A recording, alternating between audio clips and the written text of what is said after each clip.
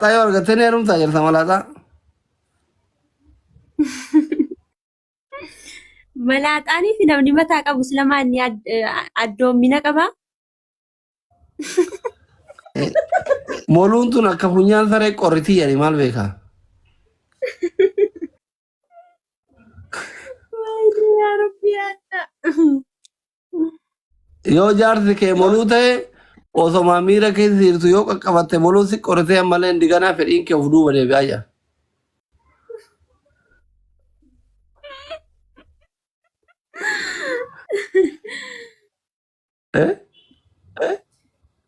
Jaarsa dhabuurra ammaa mooluudhumatti weerumuu wayyaa. Fagoo inni immoo dhabuurra wayya.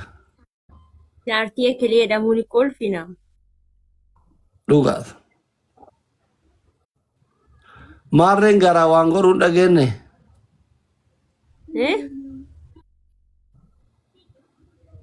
Maali ni mammaakii tokko maaloon garaa waan godhu yaa.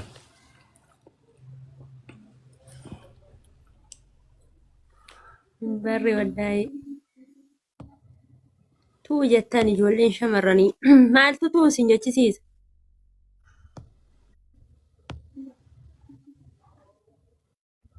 Isaa warra fedhii ofii dhoofatu bara. Ittuudhaan jedhani. Hin dhaga'in ati warra fedhii isaa dhoofatu kana.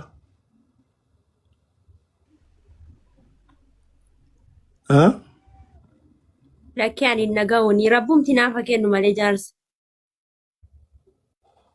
Inshaallah rabbi sii kenna.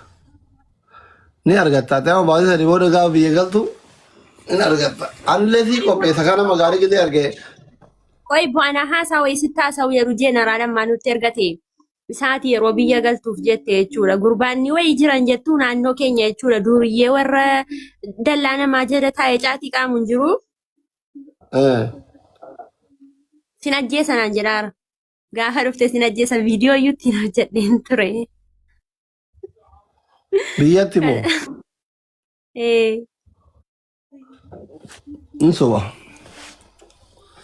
Jecha inni si ajjeese sin jedhe san iskiriinshuutii qabadhu.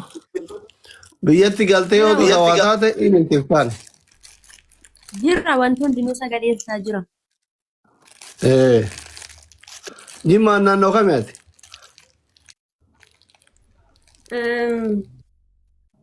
Wayii shabakaan kan koo. Aanaa maannaan ture. Baasuuf moo? Jimmatti gad dhiyaanneerra amma. Magaalaatti. Rakkoon dhagaya. Evidensii sagalee isaa uumama qabadhu. Yoo inni kasitti roorrisu taate dabarsinee qaamatti qaama mootummaa dabarsine. Jaarsa barbaadachuun jaartii barbaadachuun haraamummaa hin qabu. Shari'aan rabbillee laaladhaa fuudha jedhe viidiyoo hojjetan kana keessa hin jiru hin beeku malee yan.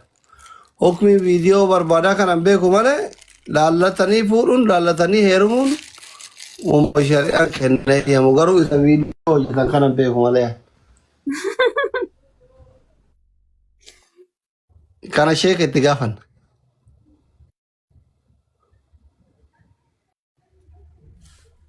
Kan koo shabakaan na qaqqabuu jalqabeera. Neetworkiin kiyya mookeeti.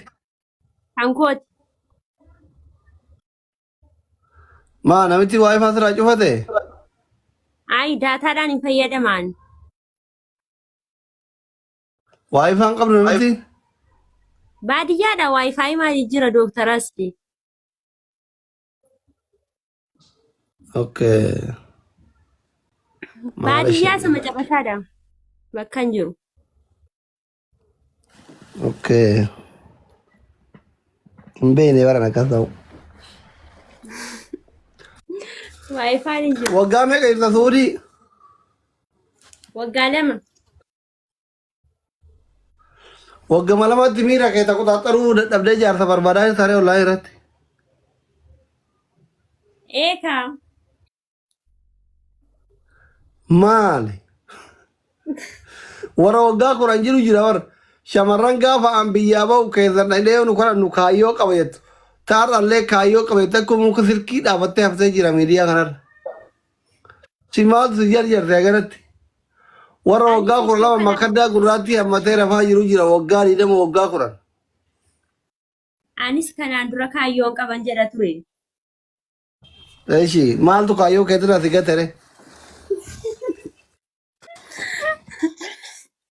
Umrii deemaara. Umrii deemaara.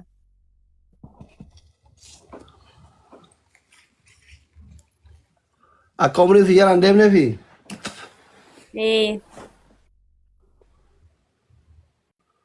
habiibti.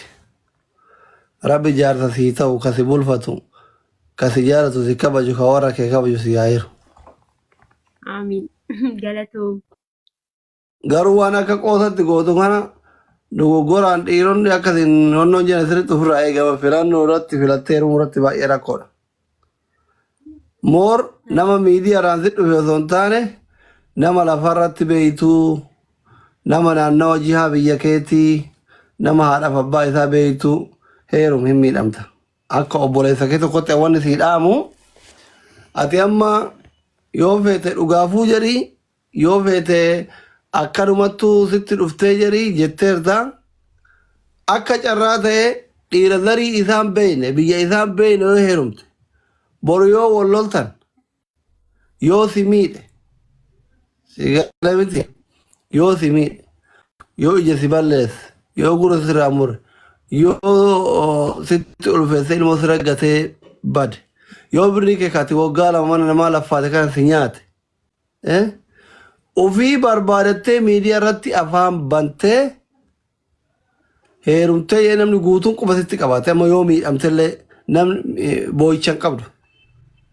Wanni ati amma qoosaaf jettu kuni boru bultii keessatti yoo miidhamte si galee duraan maaltu isii iyyisiifnan aadaa fi safuu hawaasa keessaa dhalatteetii fi ummata Oromoo cabsitee miidiyaa irratti afaan bantee jedhamee qubni sitti qabama. Amma waan asin jechuu barbaade hubattee. Kanaafuu ati gaafa rabbiin si hiree heerumuu kaayyooffattetti dirqama nama warra isaa haadha abbaan kee beeku ati beektu itti heerumuu qabda. Akka amma namni kutama hunduu Oromoodha maaroodha jedhee hiree waan falxaanii fuudhe jedhee wal fuudhu kun siin ta'uti. Because amma asirratti namni hundi si barate intaloo jaarsa barbaaddu sanii siin jedhan. For example anamma osoo anamma si fuudhe biyya kiyyan beektu arsii jechuu malee haadha abbaa kiyyan beektu warri keessan nan beeku firri kee tokko nan beeku ati nan beektu. Xiqqoo si waliin jiraadhee waan ati harka qabsi yaa fudhee mana baay'ee sirkisi cufadhee ilmoo sitti ulfeessee yookiin dhalchee yoo si gate eessaa na fuuta fakkeenya. Amma waan si galee. Naaf galeera.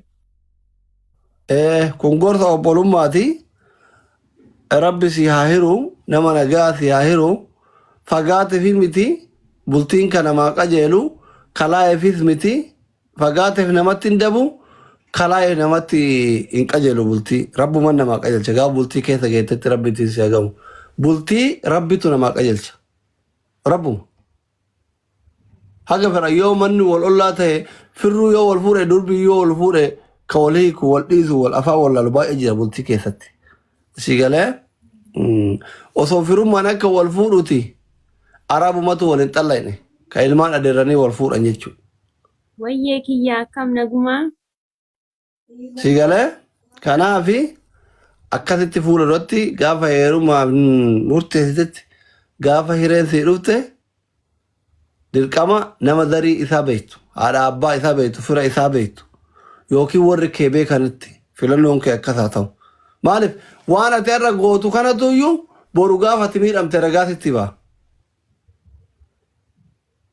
Ashii habiibti. Shukran galatoomaa. Sirriidha wallahi doktora ragaan jira. Ashii bakka sitti haa tolu ayyee deemfataa jedhe habiibti.